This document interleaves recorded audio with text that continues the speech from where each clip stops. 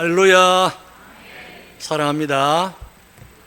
날씨가 6월로서는 굉장히 무더운 날씨고 또 장마가 또 계속되기도 하고 하는 이 와중에 다른 일을 내려놓고 수요 기도에 참석해 주신 여러분께 하나님의 은총이 함께 할 줄을 믿습니다. 오늘 본문 고린도전서 16장은 고린도전서의 마지막 부분의 결론에 해당하는 편지의 마지막 끝 인사와 겉면의 말씀으로 끝맺고 있습니다. 특별히 오늘 본문에는 몇 가지의 중요한 요점이 있습니다. 사도 바울이 몇 사람을 천거하고 있고 또 그런데 그분들의 이름을 거론하면서 이분이 참 좋은 분이다, 훌륭한 분이다, 혹은 진실한 일꾼이다 하고 천거하면서 이에 따른 부탁과 당부의 말씀까지 덧붙여 주고 있는 제일 편지글의 마지막 부분입니다. 우리가 세상에 나와서 사회의 여러 공동체 생활, 교회를 포함해서 가정 공동체, 학교 공동체, 직장 공동체 생활을 하다 보면 세 가지 유형의 만남의 사람을 우리가 접하게 됩니다. 첫째가 어떤 유형이냐?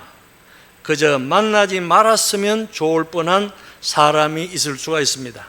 사람 한 사람 잘못 만나서 낭패를 본 사람이 더러 없잖아 있기도 합니다. 두 번째는 또 어떤 사람이냐? 다시 만나고 싶지 않은 사람입니다. 가능하면 다시는 만나지 말고 그저 그렇게 그냥 살았으면 좋겠다 싶은 사람이 있기도 합니다. 또 세 번째는 꼭 만나야 하는 사람이 있습니다. 그런데 못 만날 수도 있습니다. 그만 꼭 만나서야 하는데 그만 그 관계가 잘못돼 가지고 그래서 그냥 이대로 살아갈 수밖에 없는 경우가 생길 수도 있습니다. 오늘 주신 본문 16장 방금 18절에 봉독한 말씀에 보면은 이런 말씀이 나옵니다. 오늘 말씀 중에서 가장 핵심되는 구절인데, 그들이 나와 너희 마음에 시원케 하였으니 그러므로 너희는 이런 사람들을 알아주라 하는 말씀이 나오고, 또 디모데 후서에도 가면은 1장에도 보면은 이런 구절이 나옵니다. 오네시보로가 나를 자주 유쾌하게 하셨느니라 하는 말씀이 있습니다. 유쾌하게, 시원하게, 유쾌, 통쾌, 상쾌하게, 이런 말 다 사실은 그 말이고 비슷한 뜻입니다. 결국은 기분 좋게 하고 시원하게 하고 용기를 주고 소망을 주는 그런 사람을 말하는 것입니다. 정말 만나고 싶고 또 기억하고 싶고 만나면 어느 사이에 피곤함이 사라지는 그런 관계, 마음을 시원케 하는 사람, 마음을 시원케 하는 사람 얼마나 듣기에 좋습니까? 이런 관계 속에서 산다면 인생 사는 그 자체가 아주 신바람 나는 일이 아니겠는가 생각을 하게 되는 것입니다. 자, 본문을 이제 잠깐 살펴보겠습니다. 여기에 자기의 심정을 개별적으로 하나하나 거론하고 있기도 합니다. 마음에 걸리는 일도 있습니다. 늘 감사하고 감격하고 살지만은 그도 역시 인간인지라 섭섭함도 없을 수가 없습니다. 이런 사람도 있고 저런 사람도 있고, 여러분도 잘 알다시피 사람 중에는 꼭 필요한 사람이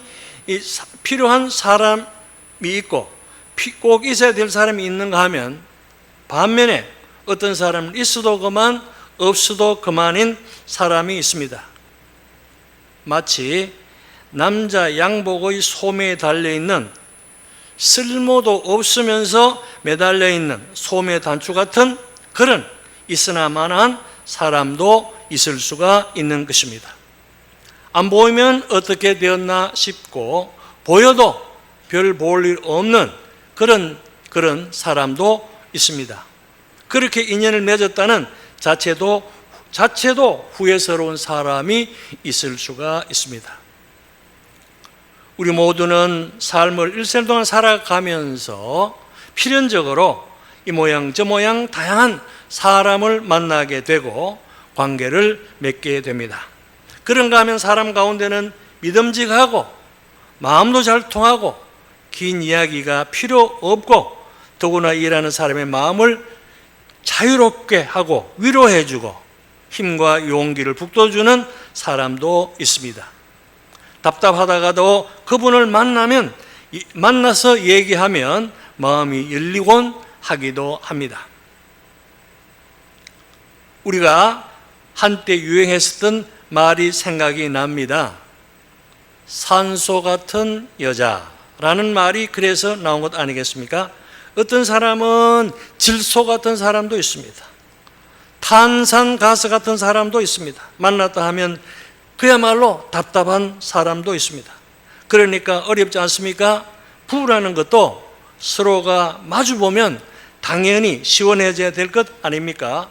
이래야 이것이 가정일지인데 밖에서는 기분이 좋다가도 집에만 들어가면 그만 그 얼굴만 보면 영 그렇지 않은 교우가 있다는 것이죠. 이렇게 되면 이거 정말 큰 문제가 아닐 수 없습니다. 산소 같은 여자가 있다면 왜 안 들어가겠습니까? 질소 같으니까, 탄소 같으니까 그래서 문제가 되지 않습니까? 오늘 본문 방금 읽어드렸던 그 말씀 다시 반복하면 그들이 너와 너의 마음을 시원케 하였으니 스데바나 얘기가 나오죠. 우리가 그래서 버드나도와 아가이고, 그러니까 그들이 나와 너희 마음을 시원케 하였으니 그러므로 너희는 이런 사람들을 알아주라, 이렇게 알아주라 라고 하면서 얼마나 좋은 이야기를 하고 있습니까? 부디 남은 여생이라도 좀 시원케 하는 사람이 되어야 하지 않겠습니까? 우리가 마태복음 5장에 산상수훈의 말씀이 있습니다. 산상수훈의 말씀에서 예수님께서 제자와 그 무리들을 향해서 팔복에 관한 산상선교의 설교의 말씀이 나오는데 오늘 제목과 관련되는 일곱 번째 복이 무엇인지 아시겠습니까? 제일 처음에 나오는 게 뭡니까? 심령이 가난한 자는 복이 있나니 해서 7번째 보면은 화평케 하는 자는 복이 있나니 저희가 하나님의 아들이라 일컬음을 받은 것이요. 화평케 하는 자, 화평케 하는 자. 우리가 교회가 보면은 화평해야 될 텐데 화평하지 않은 교회도 현실적으로 많이 있은 것을 우리는 많이 귀로도 듣고 눈으로도 보고 있습니다. 화평케 하는 자, 우리가 피스메이커다. 피스메이커는 어떤 사람입니까? 그야말로 뭐 만나면은 화평을 가져다 주는 사람입니다. 그 반대가 또 있죠. 트러블 메이커다. 말썽을 일으키는 사람, 문제를 일으키는 사람이 있습니다. 그래서 우리가 그런 화평케 하는 자와 더불어서 늘 우리가 생각해야 될 것은 그런 트러블 메이커가 있을 때 우리가 그것을 어떻게 해야 되는가? 사랑하는 성도 여러분, 교육자로서 사역을 하면서 제일 곤란한 유형은 어떤 사람이겠습니까? 여러 가지로 얘기할 수 있지만 제일 첫째가 변덕이 심한 사람입니다.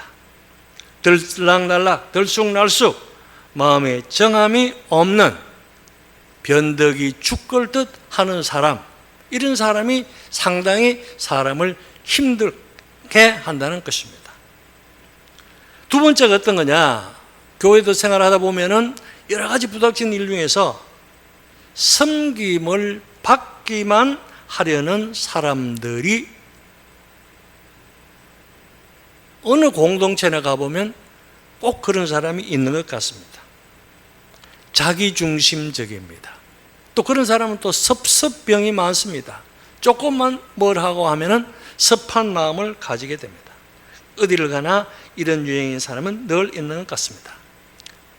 그렇습니다. 그러면 하나님과 사람이 정작 필요로 하는 사람은 누구일까? 가장 중요한 사람은 시종일관 변하지 않고 믿음의 심지가 튼실한 사람. 그저 한번 딱 교회에 나왔다 하면 수년을 똑같이 나오는 사람이 있는가 하면은, 어떤 사람은 수십 년을 봐도 들락날락하면서 도통 종잡을 수가 없는 사람들도 있다는 것입니다. 변덕이 없는 양심, 그야말로 심지가 있는 양심, 신앙에 있어서 아주 중요하다 할 것입니다. 그런 사람이 쿨하다는 말을 하죠. 마음이 놓입니다. 그분은 틀림이 없는 분입니다. 이 얼마나 중요합니까? 더구나 동사 받으려는 마음이 아니고 봉사를 자원하는 마음, 그런 사람이 사람의 마음을 시원하게 한다는 것입니다. 그래서 우리가 이것을 청량음료와 같은 사람, 그래서 청량음료를 리프레시먼트다, 리프레시한다, 시원케 한다 라는 뜻입니다. 화평케 하는 자가 그야말로 리프레시한 사람이 되는 것입니다. 기도회를 이어가기 위해서 이제 마지막으로 결론만 내리고 마무리하겠습니다. 우리가 잘 아는 전쟁터에서 자신을 희생하면서 많은 사람을 구출하여 세계적으로 유명한 플로렌스 나이팅게일이라고 하는 간호사를 여러분은 알 것입니다. 그 나이팅게일이가 영국의 왕으로부터 하사받은 상패에는 이런 글이 쓰여 있다고 되어 있습니다. 뭐라고 쓰여 있느냐? 사람은 물질로 남을 도울 수 있습니다. 또 물질이 없을 때는 말로도 도울 수가 있습니다. 물질도 말도 없을 때는 눈물로 도울 수가 있습니다.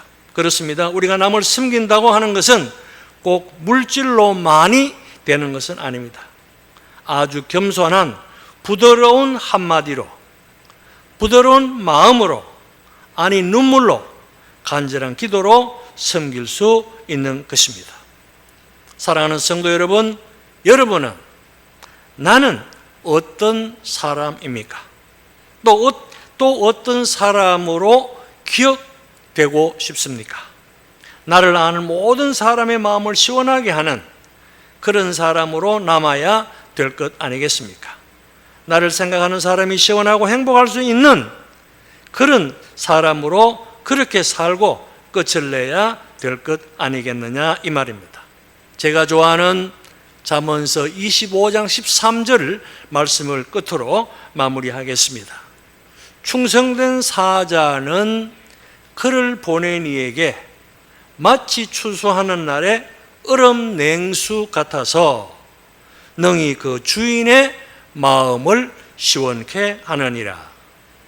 마치 추수하는 날에 얼음 냉수 같아서 능히 그 주인의 마음을 시원케 하느니라.